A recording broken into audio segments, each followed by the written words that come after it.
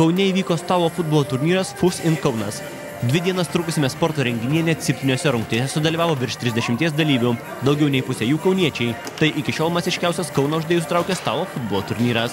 Daugiausia prizinių vietų, kaip ir reikėjo tikėtis, laimėjo Vilniaus stalo futbolininkai, tačiau dauguma jų buvo maloniai nustebinti smarkiai pagerėjusio kauniečių žaidimo lygio. Futbolas yra vystomas jau 3 metai ir pastoviai populiarėja. Turime dabar bendrojo Lietuvos įskaitoje reitingę bendram 160 dalyvių, netgi per 160. Šis turnyras Kaune, po kurio, manome, dar padidės dalyvių gretos.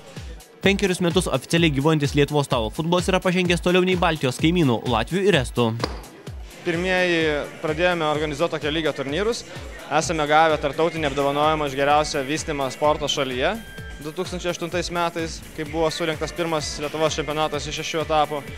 Ir mes dabar padedam latviams, juos remiam, važiuojam, mokam turnyrus pravedinėti, mokam žaidėjus technikos.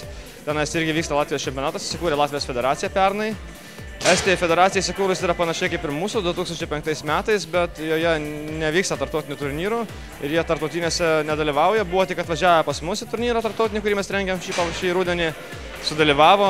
Jų lygis, aišku, yra žemesnis, bet mes žiūrime irgi į tai, kad bendraujam dabar su Latvijais, kad rengti Baltijos taurę, kuri vyks sausio mėnesį arba vasario pradžioje, dar tikslios datos nėra aišku, kurioje susitiktų visų 3 Baltijos šalių atstovai ir išsiaiškintų, kas yra kas ir galų gale pradėti tradiciją Baltijos lygos.